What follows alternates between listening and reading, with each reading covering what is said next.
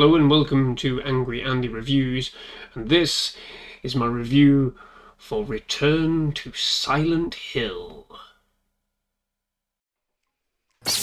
Angry Andy. Angry Andy Reviews. Angry Andy. Angry Andy. Angry Andy Reviews. Angry Andy. Angry Andy Reviews. Angry Andy. Angry Andy Reviews. Angry Andy Reviews. Don't make me destroy you. So, we're back in Silent Hill. It's been a very long time since the movie world invested any time and effort into Silent Hill. It's 20 years since the original Silent Hill movie, directed by the same person, hit the cinemas to a bit of a vapid response, really. And the follow-up sequel, Silent Hill Revelations, wasn't really all that great either. In fact, it was absolutely terrible.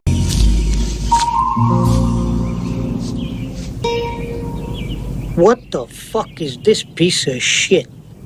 So the bar is pretty low for Return to Silent Hill, but unfortunately, it's a bar that this film barely manages to get anywhere over at all.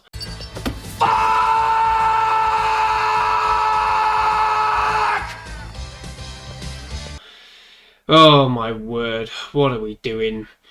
So, it's a video game adaptation of Silent Hill 2, one of the most celebrated horror video games to have ever been released. I remember playing it a very long time ago and being absolutely terrified to the point where I managed to complete it, but I still don't know how. It has all sorts of crazy creatures and monsters and this psychosexual undertone that ripples right the way through it up until you get to the reveals that are permeated right the way through the actual story of the video game. It's intense, it's difficult, it's scary, it's very atmospheric, and you don't get any of that in this movie.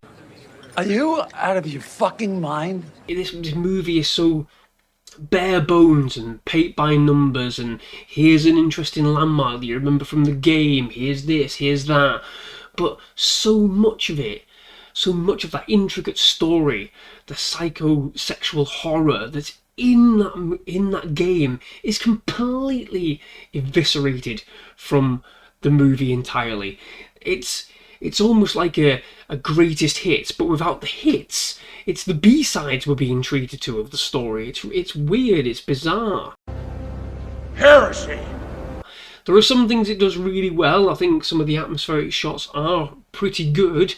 The monsters are incredible to look at, but it's what the monsters represent that is completely empty from this fucking film. I don't understand why they've done this.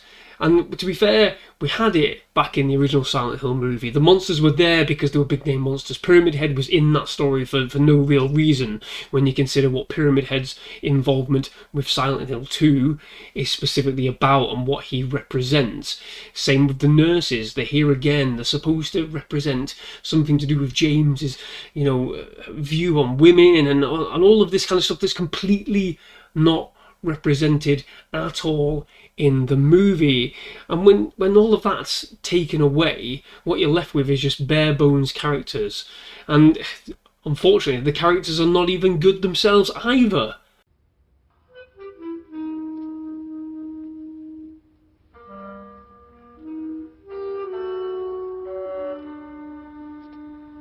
Okay. Like I said, what sort of follows is an extremely smaller version of the game's main storyline.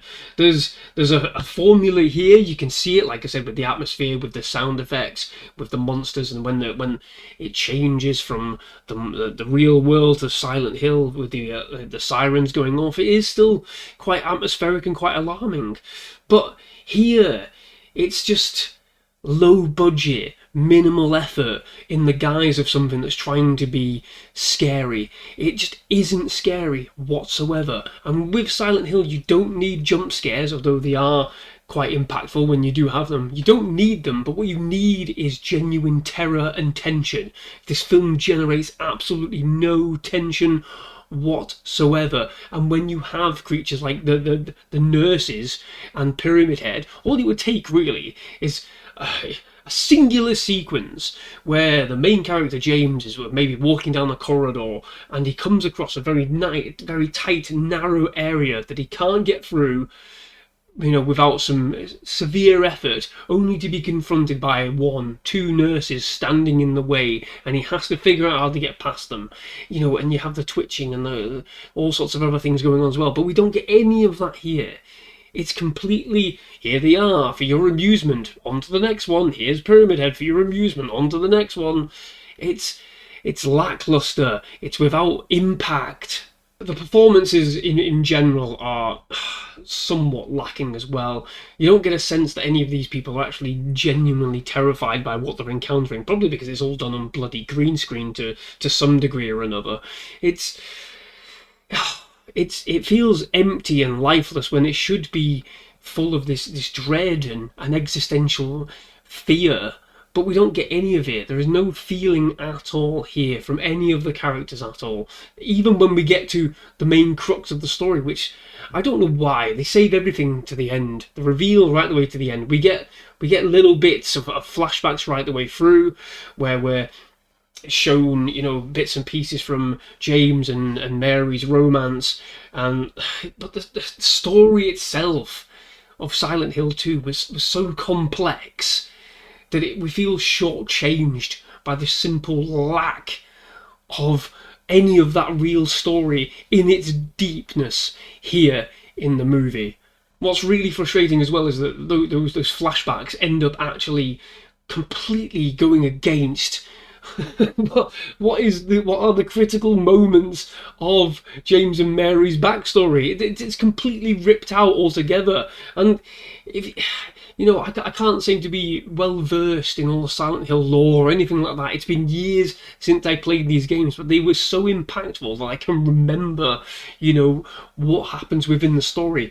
God knows how this is going to make people who've played the recent remake of Silent Hill 2, God knows how this is going to make them feel, or even those hardcore fans that have been waiting for some justice to be done to the Silent Hill movie franchise, as it were, in the hopes that we'd eventually get Silent Hill 2 in a movie or TV show. Now, because of this, it ain't gonna happen. We're never gonna get anything better. We're probably never gonna see Silent Hill at all again in any sort of visual live action medium, because so much of everything has been torn out of this. Why? Blind, stupid, simple, doodah, clueless. Fundamentally, the relationships are different, and much of the imagery and ideas that we're presented with end up being completely pointless and don't make any sense because of the changes that have been made. Like I said, there's this in the game. There's the underpin, the underlying thread of psychosexuality, this dread of sexual promiscuousness, and none of that features here.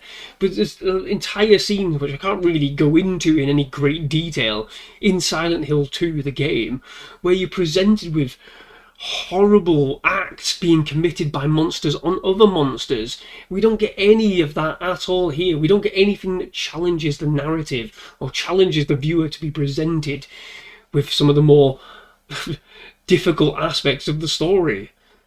And coupled with that, they instead of drawing in stuff and making Silent Hill 2 work as a movie here in Return to Silent Hill, instead they add other bits and pieces in, adding new stuff to the lore, and you can't help but look at it and go, well, why have you done that when you've not done this?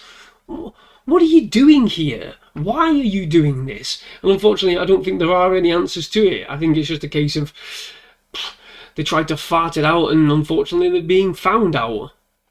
It's a shame, because the film does have this aura about it. There is something here. The world of Silent Hill is that interesting and that terrifying to look at that you're willing the film to do better. you're willing it to really go for it with the atmosphere and the horror. Like I said, we don't need jump scares. What we need is attention, and you're waiting for any amount of tension to come through in the movie, and it just never gets there, despite everything you want the movie to do. You're trying to do the hard work for it by, oh, I should feel scared here, and you just don't. It's a massive shame. It's been 20 years since the first Silent Hill movie, the same director, same visual art style, but it seems like nothing's been learned, and in fact we've actually gone backwards in terms of being able to tell a Silent Hill story. They hold on to the idea of Silent Hill 2, but then don't really give it the justice it deserves. This could have been any other story set in Silent Hill world, and it probably would have been better for it. Instead, it's undermined completely by simply what it doesn't do. Now, to a hardcore fan, that's got to be really difficult. Like I said, I'm not a hardcore fan by any means. It's been years since I played these games, but I am very disappointed by this movie. I'm not angry, I'm just really, really disappointed. And maybe that's worse. But there you go. That's my review for Return to Silent Hill. Oh my word, I can't fathom that we'll ever return to Silent Hill in any way, shape or form beyond video games at this point. Maybe animation or something like that. Cause let's face it, baby, these days, you gotta have a sequel. I don't know, we can only hope. But in terms of movies, I think it's dead, Jim, and we'll just have to move on. So there you go, that's my review for Silent Hill, Return to Silent Hill, as it is. It's not quite as bad as Revelation, but it sure ain't any better. Oh, my word. Thank you very much for watching. If you enjoyed this video, please do give it a like and subscribe to the channel for more reviews like this one. Oh, bye-bye.